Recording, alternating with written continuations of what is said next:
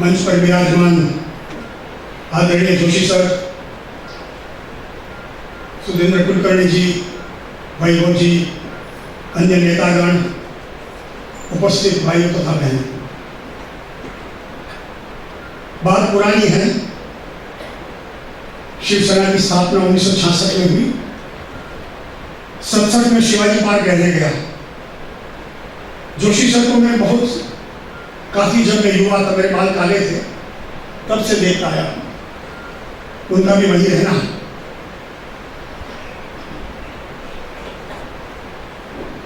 शिवसेना का कार्यक्रम भी मैं काफी अटेंड करता था। मूल में राष्ट्रीय स्वयंसेवक संघ का स्वयंसेवक आज भी हूं। शिवसेना की बातें मुझे अच्छी भी लगती थी, उनका जोश अच्छा लगता था, पर मैं एक अलग ही वातावरण में पला था। मेरी परवरिश अलग प्रकार की हुई थी, इसलिए इतना शुरू में मिक्स नहीं हो पा रहा था। आगे जाकर मैं जुहू रहने आया, इसी क्षेत्र में। शिवसेना के उस समय एक एमएलए थे, 1987 की बात कर रहा हूं, छगन भुजबल जी, और एक एमएलसी थे प्रमोद नवलकर जी। रमेश प्रभु महापौर थे, चुनाव में खड़े थे पारला क्षेत्र में। तब मैं पारला क्षेत्र का संघ चालक था। पारला पूर्व पश्चिम में बड़ा नगर था, संघ की दृष्टि सारे दृष्टि से। और मेरे मन में कई बार आती थी बातें कि क्यों हो रहा है, आपस में क्यों बिना कारण मतभेद हो रहा है। दो भगवा ध्वज दो अलग अलग कार्यालय पर लगते हैं, दोनों भी फड़फड़ा रहे हैं, फिर भी एक साथ में क्यों नहीं बैठते हैं। शिवसेना के मंच पर मुझे कई बार बुलाते थे भाषण देने के लिए। इतिहास का विद्यार्थी हूं, इसलिए इतिहास पर कई बार बोलता था। उस समय गुरुनाथ देसाई करके यहाँ नगर सेवक थे, रमेश प्रभु महापौर जी थे। उस चुनाव में वो खड़े भी रहे। उसके पहले की बात है ये, एक बार मैंने उनके मंच पर से इतना ही भाषण में बताया कि मैं प्रार्थना करता ईश्वर को कि अपना पुराना इतिहास का पुनरावर्तन न हो। इतिहास हमारा वही रहा है, हिंदू आपस में लड़ता गया, मुट्ठी भर धर्मी हम पर हावी होते गए। पूरा इतिहास 1000 साल का इतिहास पढ़ लीजिए। तो मैं उस मंच पर से इतना बोला कि यदि राजकीय दृष्टि से हिंदुत्व वाले यदि कोई राजकीय दल है तो उनको साथ में मिलकर काम करना चाहिए। उस समय डॉक्टर हेडगेवार जी, राष्ट्रीय स्वयंसेवक के फाउंडर, उनकी जन्म शताब्दी थी और हम सब अधिकारियों का एक कार्यक्रम था, बैठक थी। उसमें मैंने ये विषय रखा कि डॉक्टर हेडगेवार जी को हम कौन सा स्मरणांजलि देंगे, उनको आदरांजलि क्या देंगे, उनका स्मरण कैसे करेंगे। एक मौका है, सारे हिंदू संगठनों को एक छत्र के नीचे लाना चाहिए, चाहे वो राजकीय हो, सामाजिक हो, धार्मिक हो। बात आगे बढ़ी और उस समय मैंने खुलेआम चुनाव में काम करना तय किया। माननीय बाला साहेब ठाकरे जी, पर मुझे बाला साहेब देवरस जी जो आरएसएस के चीफ थे, उनको मिलने मेरे घर पधारे। दो बाला साहेब जी का मिलन मेरे घर में हुआ और मैं बार बार कहता था कि राजकीय दृष्टि से एक हो जाना चाहिए, अलायंस होना चाहिए। तो आगे जाकर ये महाराष्ट्र की भूमि जो संत महंतों की भूमि है, क्रांतिकारियों की भूमि है, ऐसे महामानव यहाँ पैदा होते हैं। महान सन्यासी, महान संत, महान क्रांतिकारी, महान देशभक्त, उनके सारे सपने हो साकार हो सकेंगे, ऐसा ही बात कर रहा था। और दोनों बाला साहब जी की भेंट होना मेरे घर में मुझे बड़ा भाग्य, मैं जीवन में याद रखूंगा। इतिहास देखो, हकीकत में इतिहास ही बन गए। उस समय ये सारी चर्चा हुई, आपस में एक निर्णय पर आए कि कुछ न कुछ मिलकर करना चाहिए। तो माननीय बाला साहब ठाकरे जी ने बहुत अच्छा शब्द प्रयोग किया कि यहाँ के मंत्रालय पर मैं भगवा फड़काऊंगा, दिल्ली में आप ये कार्य करेंगे। माननीय जोशी सर को सारा याद होगा, मनोज जी को बहुत बार आपके साथ तो मैंने लपटे मारे हैं, आपके साथ घुमा भी हूँ, एक ही मंच पर से आपके साथ भाषण भी बहुत दिए हमने और हिंदुत्व जगाने की पूरी कोशिश की है और ये मौका उस समय मिला। माननीय बाला साहेब ठाकरे जी गए, देवरस जी के साथ मैं बैठा। उनका बहुत सालों तक मेरे घर में निवास होता था, करीब 17 साल वो मुंबई में मेरे घर में, मतलब जो वो रहते थे वो उनका घर होता था, जाने के बाद ही मेरा घर होता था।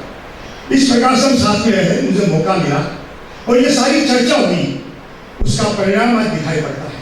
एक हिंदू शक्ति संगठित है, सिर्फ सामाजिक स्तर पर नहीं, राजकीय स्तर पर भी हिंदू शक्ति को संगठित रहना चाहिए। ये भारत के लिए, भारत के भविष्य के लिए बहुत उचित होगा। यदि हम आपस में लड़ते रहे तो माननीय बाला साहब ठाकरे जी की जो कल्पना थी, एक अद्भुत कल्पना, मैं सचमुच कहता हूँ, इतना निखालस इंसान मैंने को देखा है। बहुत बार बात में मिलता हो, रमेश प्रभु जी चुन करके पहला चुनाव था कि हिंदुत्व के नाम पर चुना गया, खुलेआम, जिसकी चर्चा पार्लियामेंट में भी हुई थी। ये सेक्युलर कंट्री है, इस प्रकार से कैसे चुनाव प्रचार हो सकता है, हुआ और चुनकर आए। अर्थात हिंदुत्व में शक्ति है, दिखाई पड़ा। सिर्फ मिलकर करना चाहिए काम, ताकत से करना। जिस दिन हिंदू शक्ति संगठित हुई, हिंदू शक्ति रास्ते पर उतरी संगठित रूप में, तो मैं भी समझता हूं कि इस देश में जो देश की उन्नति को बाधा डाल रहे कुछ पाकिस्तान परस्त बैठे हैं, उनकी कोई ताकत रहेगी। पर वापस हम वही बातों में पड़ जाते हैं कि नहीं, कैसा बोलेंगे लोग हमारे लिए। यदि हिंदुओं का देश है तो यहाँ सबका स्वागत है। और अपने देश में ये जहाँ हिंदू बहुमती है वहीं सब लोग रह सकते हैं। एक बार राहत अन्य देशों में जाकर कोशिश करिए। बाकी धर्म के नाम पर सब देश चलते हैं, हमने कोई गुनाह नहीं किया है। बाला साहब ठाकरे स्पष्ट शब्दों में कहते थे कि हिंदू राष्ट्र है, बनाना नहीं है, इसको ठीक करना है।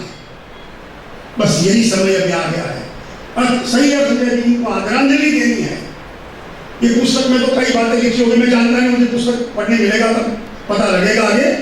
ये बाला साहब ठाकरे जी ने बताया, वो भी बचपन में संगीत की शाखा में जाते थे। मेरा मानना है कि जोशी सर भी जाते थे, मनोज निश्चित आप शाखा में जाते थे, मुझे पता है।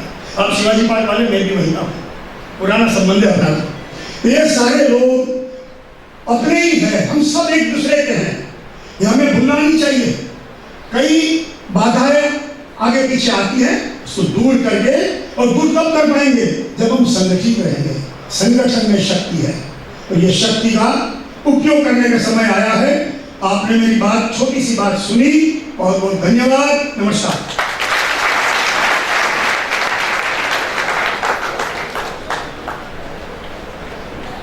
यानंतर दिल्लीच्या तख्तावर जेव्हा भगवा फडकला आणि भारताचे अटल बिहारी वाजपेयी हे पंतप्रधान झाले, त्यांचे अतिशय जवळचे घनिष्ठ सहकारी, ज्यांनी देशामध्ये अतिशय मोठं परिवर्तन करण्यामध्ये मार्गदर्शन केलं देशाला, असे श्री सुरेंद्र कुलकर्णी यांना विनंती करतो की त्यांनी मार्गदर्शन करावं।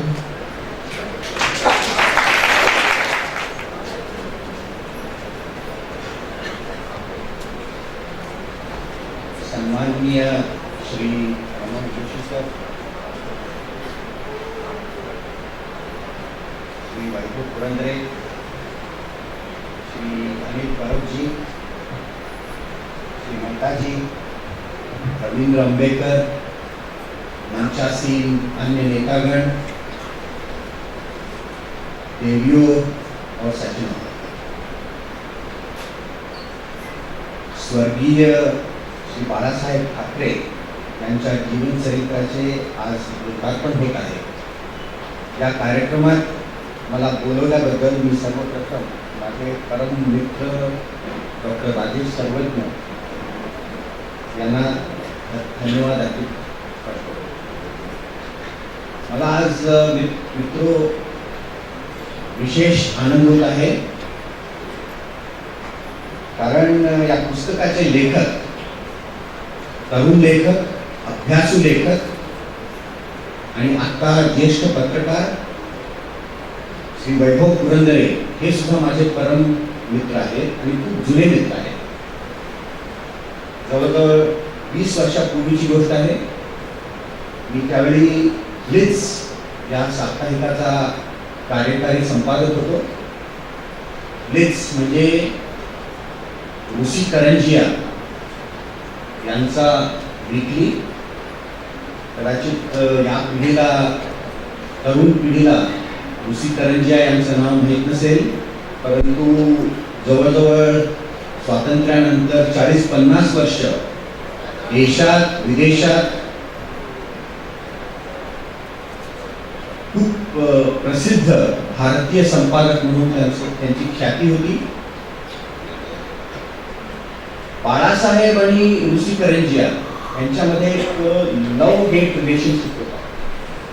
कारण ऋषी करंजिया हे डाव्या विचारसरणीचे संपादक, पत्रकार आणि बाळासाहेब त्यावेळी हिंदुत्वाचं त्यांचं राजकारण सुरू झालं नव्हतं, पण तरी सुद्धा ते डाव्या विचारसरणीचे प्रखर विरोधी होते हे सगळ्यांना माहीत होतं. परंतु 90चा दशक जसा उदयास आला तेव्हा ऋषी करंजिया सुद्धा मार्क्सवादापासून, डाव्या विचारसरणीपासून ते हिंदूवादाकडे वळले. आणि त्याच वेळी मी सुद्धा मार्क्सवादापासून हिंदू धर्माच्या प्रभावाखाली आलो आणि ऋषी करंजियांनी मला ब्लिट्झचा कार्यकारी संपादक म्हणून तू काम कर मी बोलवलं. मी गेलो. ब्लिट्झचं ऑफिस फोर्टच्या कावस्टी स्ट्रीटवर एक जुन्या इमारतीमध्ये होता. एक दिवस एक तरुण पोरगा, महाराष्ट्रीयन पोरगा माझ्याकडे आला. वय असेल एक 17-16 वर्षाचा आणि म्हणाला की मला इंग्लिश पत्रकारितेत प्रवेश करायचा आहे. मी त्याला विचारलं की तू काय लिहिलंस? त्यांनी काही लेख दाखवले. They were very good. I started publishing them. नंतर एक 10-12 वर्षानंतर मी दिल्लीत होतो, प्राईम मिनिस्टर ऑफिसमध्ये होतो. त्यावेळी ह्या तरुण पत्रकाराचा, लेखकाचा एक मला मेल आला की माझं एक पुस्तक निघालेलं आहे, तुम्ही ते वाचा आणि गिव्ह युअर ओपिनियन. पुस्तक होतं सचिन तेंडुलकरचं जीवनचरित्र. It was a very good book.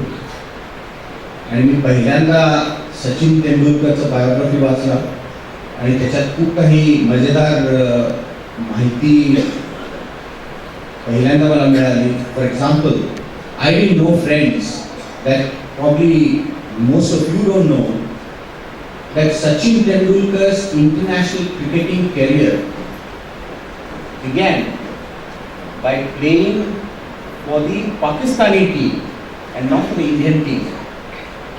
You know, he was a substitute fielder.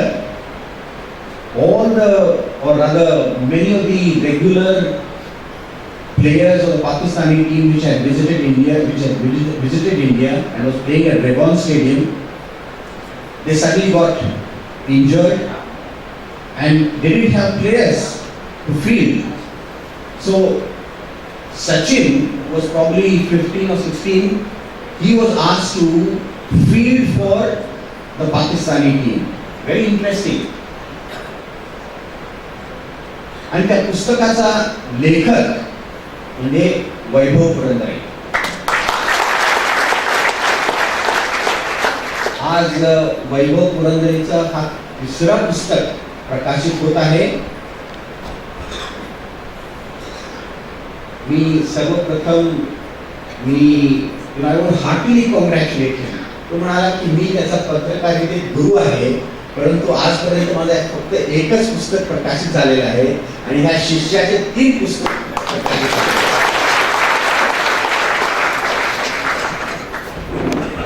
पुस्तकाबद्दल बोलायचं झालं तर this is a very well research and a very well written book. मी हे पुस्तक वाचलेलं आहे.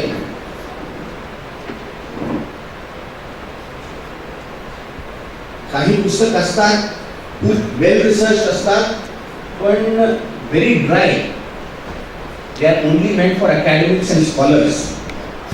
आणि काही खूप चांगले लिहिलेले गेले पुस्तक असतात पण without any substance, at least without any original substance. पण वैभव पुरंदरेचा हा जो पुस्तक आहे it's very well research, very well written. आणि हा जो रिसर्च आहे हा ओरिजिनल रिसर्च आहे. असं नाही की इथून तिथून घेऊन लिहिलेलं पुस्तक असं नाही आहे. जसे डॉक्टर सर्वज्ञ आधी म्हणाले की इंग्लिश भाषेत हे जीवनचरित्र प्रकाशित होणं हे ह्याला खूप महत्व आहे. कारण इंग्लिश वाचकांना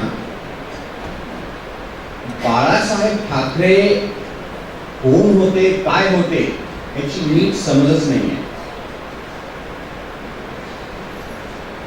आणि त्यांच्यातला एक उच्चभ्रू समाज असा आहे, समजून घेण्याची मानसिकता पण नाही आहे. आणि म्हणून वैभव पुरंदरेंनी हे पुस्तक लिहून भारतीय पत्रकारितेला आणि भारतीय स्कॉलरशिपला एक खूप मोठं योगदान केलेलं आहे असं म्हणतो.